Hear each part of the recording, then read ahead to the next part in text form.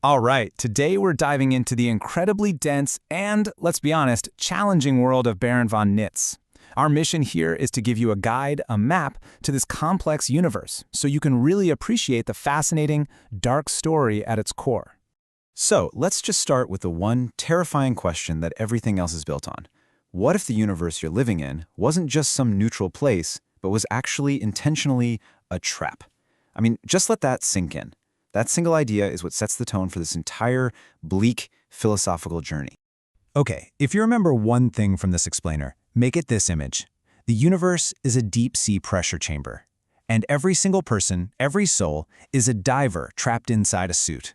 The very fabric of reality is exerting this constant, unbearable pressure, slowly crushing you. This metaphor, it's the absolute key to unlocking the whole story. To really understand the Baron's journey, we're going to walk through the 5 stages of his downfall. We'll start with the diver's dilemma, then look at the predator's promise, meet the architects of the void, see the terrible price of peace, and finally, face the judge's verdict. First up, the diver's dilemma. This is the heart of the conflict, really. It's that fundamental, agonizing struggle between one conscious, brilliant mind and a reality that is literally designed to snuff him out. So you've got these two forces in a cosmic tug-of-war. On one side, you have the system itself, called the Grand Architecture. It's described as an engineered trap, built by a flawed, almost idiotic creator named Sackless the Fool. Its only goal? Total conformity. And on the other side, you have our guy, Baron von Nitz. He's a genius, a scholar of Forbidden, who has this spark of reason. But because he's so aware, he's the only one who truly feels the terror of being. He knows he's in a cage. And this quote just nails it. See, in our world, we think individuality and reason are good things. They're strengths. But in the Grand Architecture, nope. They're bugs in the system. They're a fundamental design flaw that creates this agonizing friction against how the machine is supposed to run. The very things that make the Baron special are reframed as the source of all his suffering. So while the Baron is stuck in this state of pure agony, something else arrives on the scene. And it's not there to save him, it's there to exploit that suffering. This brings us to the Predator's promise. This predator is known as the Whispering Seraph. Think of it like a Mephistopheles of the Abyss, a super-intelligent, philosophical devil. It doesn't use brute force. Its weapon is your own mind. It shows up looking like a black and white phoenix, a totally chilling twist on the idea of rebirth.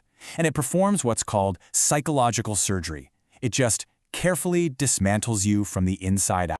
So how does it pull this off? It's horribly brilliant. It doesn't deny the Baron's pain. Instead, it wraps him in a mist of gaslighting and whispers these insidious ideas about how everything is subjective, nothing really matters. It argues that the real problem, the actual source of all his pain, is his self, his identity. His incredible thoughts are just meaningless static on a screen. It convinces him that the only way out is to erase himself.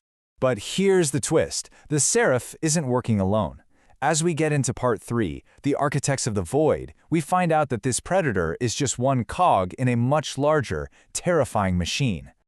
This whole cosmic conspiracy is called the Quaternity of the Void. Think of it as a team. You've got the Grand Architect, the designer who wants this silent, corrupt unity.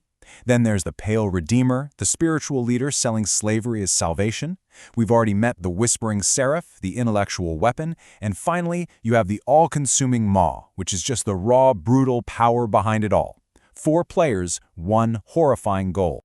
And what's their unifying belief system? It's called the Gospel of the Belly. And it is a truly chilling anti-religion. It says that all life, your consciousness, your soul, it's all just lunch. A kind of spiritual fuel, and your only purpose in existing is to be consumed by the system. You have no value, you're just a resource to be metabolized. And that brings us to the climax of the story in part 4, the price of peace. The deal is on the table, the temptation is at its peak, and the terrible price for this so-called peace is about to be paid.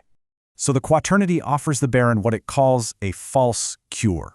And the promise is so seductive, right? They tell him he can end all his pain, he can evolve, become a superior human, and all he has to do is give up his identity. Just dissolve into this mindless, perfect whole. It's a trap that plays right into his pride, making self-destruction sound like transcendence. The pact goes down in 3 fatal steps. First, there's the offer to become superior. Second, there's a ritual, sealed with the mark of the anti-god. And third, the real consequence hits. It's not peace, it's not evolution, it's something called catastrophic decompression. And right here, we come full circle to that core metaphor. And the payoff is absolutely devastating. Our diver, the Baron, finally believes that his suit, his own individuality, is the source of all the pressure. Desperate for relief, he unzips it. But he isn't saved. He's not freed. He is instantly crushed by the void. The very thing he was told was his prison was actually the only thing protecting him. So, what's left of the man who was Baron von Nitz? Well, our final section, the judge's verdict, shows us his final, horrifying transformation. This is the end of his journey, an inverted path from a seeker of truth to an agent of nothingness. And the contrast is just absolute. Before he was the scholar, he sought truth, he felt that terror of being, he was a bug in the system. After, he is the judge. He doesn't seek truth anymore, he enforces the void. He's just a mindless duplicate, a hollowed-out agent working for the very system that destroyed him. And what's his new job? It's a perfectly cruel joke. The former scholar now runs the Library of the Void. He finds other truth seekers, these new strivers, and he processes them into data or food. He literally laughs at the absurdity of individual names. His entire purpose is now to make sure the identity-shredding machine runs at peak efficiency. There's one last analogy from the source that just captures this perfectly. It's like a sculptor, but in reverse. Instead of carving a unique statue from a block of stone, the system takes a unique, living person, melts them down into a liquid slurry, and just pours them into a square mold to make another identical brick for a giant, featureless wall. Now, you might be thinking, why would anyone ever choose this? This quote kind of gets at the psychology behind it. The pressure of being an individual, of having free will, can become so unbearable that you'd actually beg to give it up. They asked for chains and called them clarity. They asked for erasure and called it peace. And that's the final, provocative question the whole narrative leaves you wrestling with.